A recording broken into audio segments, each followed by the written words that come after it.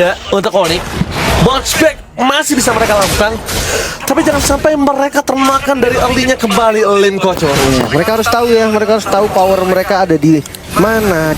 Kalau mereka akan lebih ngebuka vision, ngebuka biar nggak ada yang dive in, nggak ada yang bermain early untuk dive ke jungle-nya Kairi.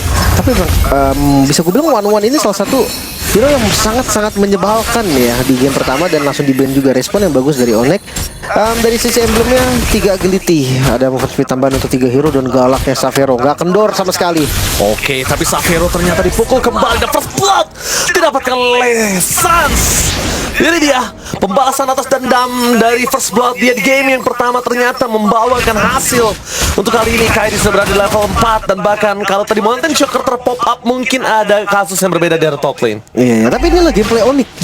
Mereka berporos pada Sans. Ketika Sansnya seperti game pertama, itu pasti gagal. Xavero. Oke, tapi dive in, masuk menuju ke dalam. Klik pertama dikeluarkan, dan point kill akan didapatkan kembali oleh Kairi. Onyx Indonesia bounce back untuk di game kedua kali ini. Enak kan? Ketika memang Sansnya nggak tumbang, Sansnya bisa mimpin. Nah, kesalahan pertama di game pertama adalah Sansnya kan kena first blood, makanya mereka kalah dari setupnya. Dan sekarang lihat, di Sansin itu sebenarnya nggak butuh sampai level banyak-banyak. Kalau level 40 udah bisa ngasih damage. Oke, tapi nampaknya Detektif Fredrin standby.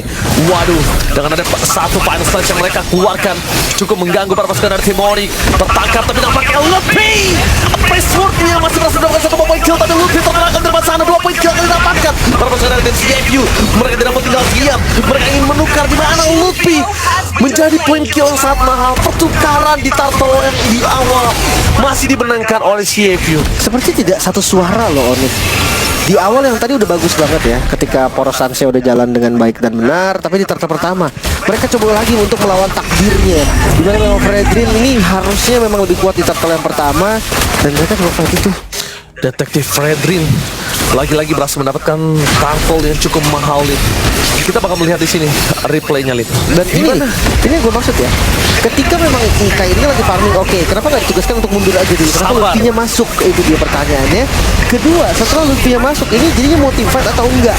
Kalau memang enggak, ya udah lepas, berangkatlah ke orange gitu kan. Jadi kayak seakan nggak satu suara sih, itu yang gue ngelihat. Tapi kayak ya tetap balik, Onyx juga harus reset. Onyx harus bisa tahu lah momentumnya kapan. Nah, karena ini detektif dengan Fredrin ya, ini power pick. Dia tahu banget how to use Fredrin. Yes, betul.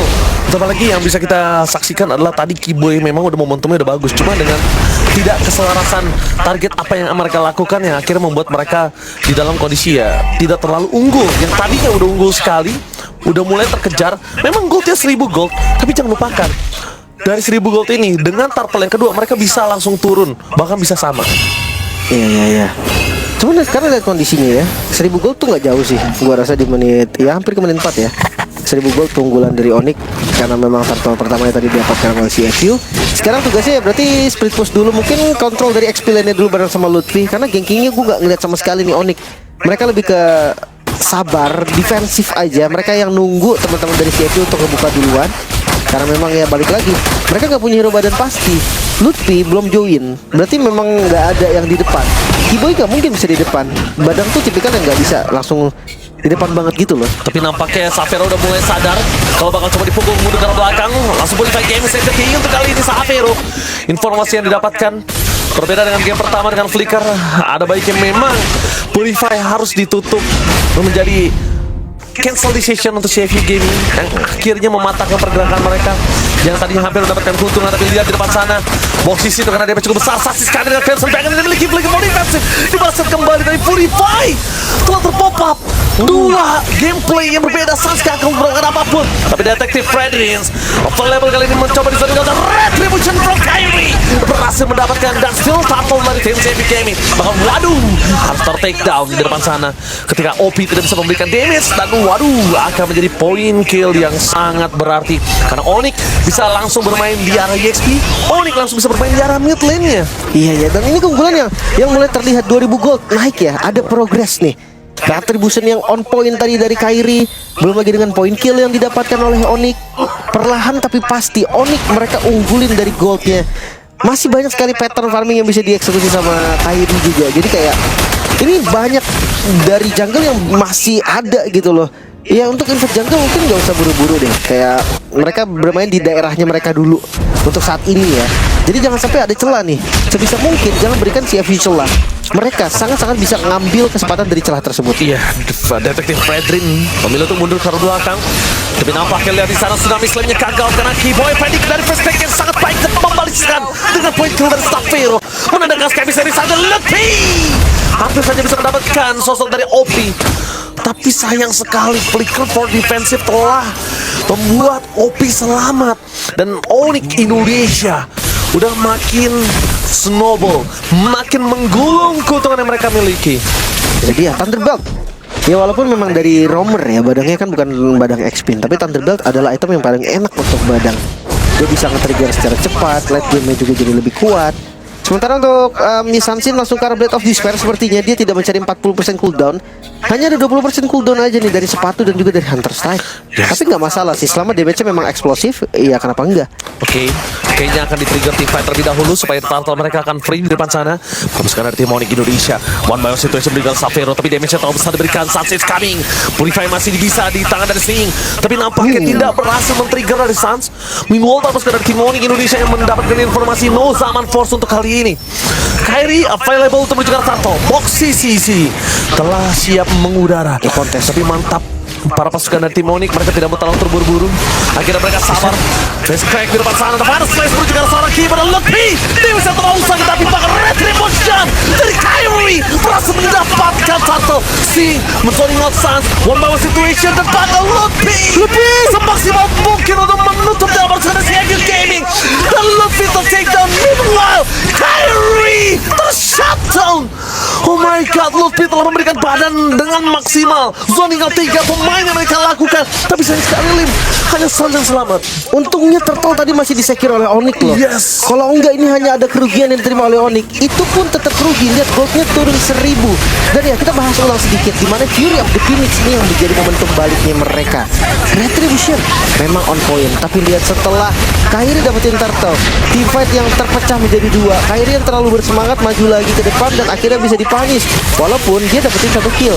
Tapi memang si Luffy tadi 1 kali basic attack lagi mungkin untuk nge-trigger pasifnya. Selamat ya, dapat point kill dia tadi. Bener banget. Tapi Luffy udah the best thing yang bisa dilakukan di sana. Ya, zoning buying time. Itu kalau misalnya Luffy tadi gak pegangin 3 Lim, seakan-akan Onyx tuh malah kalah team fight-nya.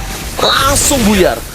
Kali ini masih memiliki keuntungan tapi tidak bisa terlalu lama karena udah 600 gold difference aja dengan 2 turtle yang mereka miliki Lim. Hanya 600 gold difference. Pelan-pelan ya. Jadi OP udah jadi lightning tension juga. Ini pick off sebenarnya bahaya. Tapi nggak sebahaya itu juga. Kenapa? Karena ada Purify kan dari Xavero, dari Suns. Targetnya mungkin ke arah Luffy atau ke arah Kyrie. Itu dua lah. Atau Keyboy kalau memang ada di posisi yang bagus bisa dipunish juga. Cuma mereka harus sadar juga damage mereka nih cukup di awal gitu kan untuk yang tipis. Kalau dia makan yang badak kayak badang mungkin atau kayak Luffy, waktunya lama. nggak bisa, bahkan dia tumbang gua rasa. Jadi ya dari sini sebenarnya tricky juga. Oke, OP bakal coba dipaksa Xavero untuk mundur. Yang bakal coba di-trigger Xavero adalah sebelum Lord minimal 1 flicker, minimal short skill keluar. Karena itu akan membuat OP nggak bisa kemana-mana. Tapi Mountain Shocker memberikan vision dengan sangat jelas. Para pasukan dari tim Onyx Indonesia telah melihat di mana para pasukan CFU Gaming berada. Pasukan Fitz Crack, Tsunami Slam dengan ada Purify. Tapi Suns kali ini bakal coba ditangkap oleh OP. Dia bisa sangat cukup, tapi detektif Friendly target utama dan tidak ada lagi Purify untuk Suns. Ini menandakan para pasukan dari tim Onyx Indonesia mereka seperti Slash. No way, what to? Pada Slash yang 1 point membuat para pasukan dari tim Onyx ini kehilangan Suns. Soalnya dengan perjuangan belakang Kyrie akhirnya bisa memberikan damage. Tapi sayang sekali Xavero tidak terlalu maksimal karena damage yang masih kurang. Dan press swordnya berhasil dihindari.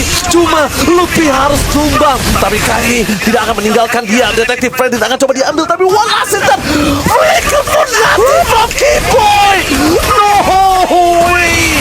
Mereka kehilangan Keyboy dengan flickernya, menandakan para pasukan dari tim Onyx ini mereka kalah dari segi team fight tadi. Oke, Onyx mereka harus bendinginkan kepala mereka terlebih dahulu. Karena semua yang dilakukan Onyx early game hilang. Karena satu momen tadi di Lord dan Lordnya pun nggak diambil jadinya. Gak bisa diambil juga. Gak bisa, ya memang CFG juga nggak dapat. Tapi sekarang lihat goldnya. Yang tadi unggul ke arah Onyx sekarang turun drastis banget sampai nggak kerasa. Under 1000 gold. Dan CFU mereka bisa main front to back, mereka bisa pegangin dengan Fredrin, mereka bisa poke damage aja pakai Harit, ada Cetian juga, makanya ini nggak bisa dianggap remeh. Apalagi nanti ketika Harit udah punya item, udah jadi full item. Kalau Crystal udah jadi, oke, Zaman Force akan sangat mematikan. Informasi yang didapatkan adalah pada Swiss. Key point target utama mereka dan Zaman Force mencoba untuk menghindari damage yang diberikan, tapi hit dari belakang. Luffy mencoba coordinat, Xavier berhasil mendapatkan satu. Waduh, tapi nampaknya Luffy juga menjadi pertukaran. Almost attack dan Xavier. Detektif Fredrin menjadi target utama dan kehilangan power of retribution menjadi poin kill yang sangat mahal untuk Onyx ID. Lihat, Detektif Fredrin akhirnya tertakedown dengan adanya Xavier. Sky bisa disaktif, tapi Sas! One last hit! Berhasil dia kata Tsunami Slave Fanatic menandakan Kyrie is back! Tapi nampaknya para pasukan dari tim CFU Gaming mereka akan kehilangan banyak kali ini. Mereka kehilangan Lot, mereka akan kehilangan turret di arah midlane dan Kyrie bersama dengan Xavier memberikan deal damage yang maksimal dan kan chance mereka dapetin Sans tadi bener-bener berhasil dihindari oleh Sans. Yang membalikkan keadaan. Onyx dia dipimpin oleh Kyrie memang, dan sekarang mereka sanggup untuk pegang kendalinya. Dimulai dari Lord di setup oleh CFU. Lutfi membeli waktu di depan, memang tumbang, Kiboy pun tumbang, tapi banyak source yang digunakan. Banyak juga tadi vision yang terbuka. Alasan itulah yang membuat akhirnya Onyx pede untuk membalikan keadaan di arah mid lane. Ya lagi-lagi dive in dari Sing juga ini sangat-sangat over ya bisa dibilang. Tapi Assassin ketika udah dapetin power spike dari itemnya, gak ada takutnya lagi sama mid lane, sama mage. Ya ini dia menjadi keunggulan dari tim Onyx Indonesia.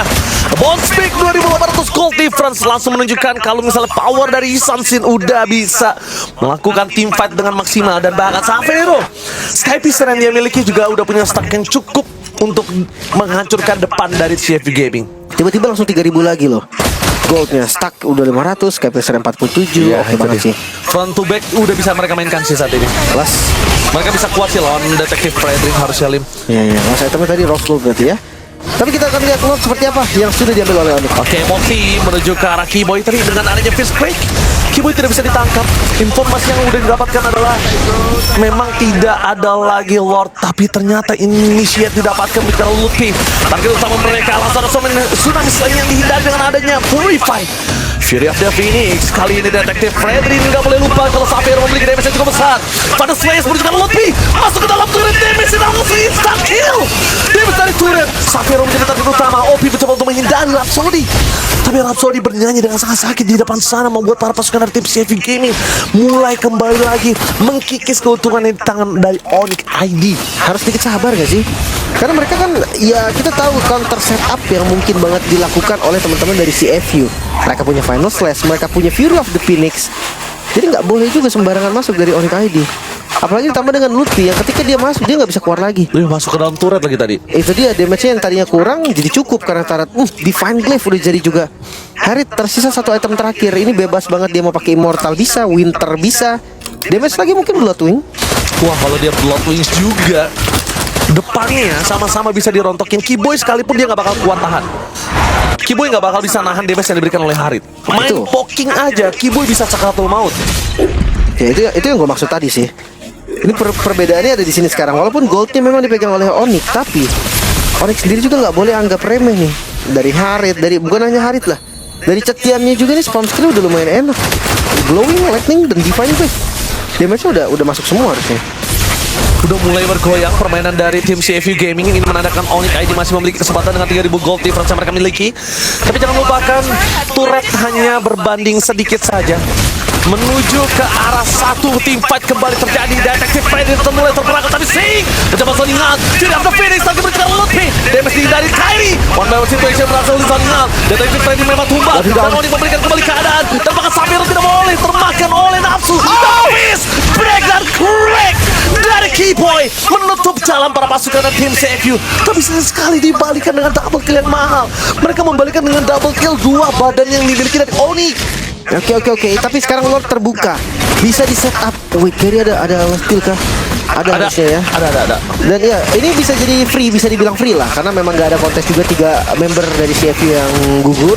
Dan ya, Onyx is back. Mereka membalikan keadaannya. Kita lihat dari replaynya, dimana memang Fury of the Phoenix, gue suka banget sih timing dari Cetiannya. OP. dia buka Fear of the Phoenix itu bener-bener ngebuka semua vision dan bikin musuhnya tuh mundur satu step. Itu yang ya akhirnya bisa dibalikin dengan mudah juga. Untungnya memang Kairi nggak jadi korban. Terus tadi turretnya deket kan, jadi ada DPS tambahan. Tadi satu sih yang mungkin menurut gua agak cukup offside, yaitu Sing. Dimana Sing dia bermain dengan flanking, dia yang bahkan yang harusnya menjadi deal damage utama dari front to back, targetnya ke arah Kairi yang bisa ngedes kapanpun menghindari damage dari CFU Gaming. Itu dia. Salah targeting sama salah momentum juga sih gua rasa, karena timingnya mereka tadi juga sudah pas, cuma memang nggak bisa eksekusinya aja. So kali ini Lord 3 wave ya, bawahnya dikontrol sama Kairi, atasnya dikontrol juga sama Xavero. Let's see lah seperti apa Lord yang mungkin bisa menjadi masalah karena udah gak ada Tsunami Slim berhasil mendapatkan key point di depan sana. Fishcrack ternyata tidak bisa melindungi dirinya, tapi Sans menjadi target utama dan Slash for nothing berhasil menghindari damage, tapi dengan lane management yang sangat baik dari para pasukan dari tim Indonesia. Walaupun mereka kehilangan key point, tapi mereka masih mendapatkan 2 turret. Stephen kembali terjadi apa masih pernah detektif Freddy masih bisa diselamatkan, dan Sing di sana membuat para pasukan dari tim Monica ini harus mundur ke belakang karena target utamanya adalah Sans. Sans tertinggal, tak begitu dapatkan Xavero bersama dengan Kairi menjadi penutup para pasukan dari tim CFU Gaming, dan mereka sadar mereka gak akan kuat nahan damage Xavero dan juga Kairi. Ya DPS pasti dari keduanya. Yang satu menggunakan basic attack, yang satu pakai Rhapsody. Ini DPS yang bisa dipaksa terus mungkin ke bagian depan, namun harus hati-hati. Ini base dari CFU, gak mudah untuk ditembus. Oke, bakal coba di clear. Xavero juga untuk mau masuk tidak bisa karena minionnya masih berada di luar garis. Satu wave berada di arah tengah. Mampukah para pasukan dari tim Onyx Indonesia menutup dari game yang kedua? Tapi sayangnya detektif Freddy tertinggal dan Onyx masih back. Onyx berhasil membalikan kembali keadaan dan game 3 Israel bounce back.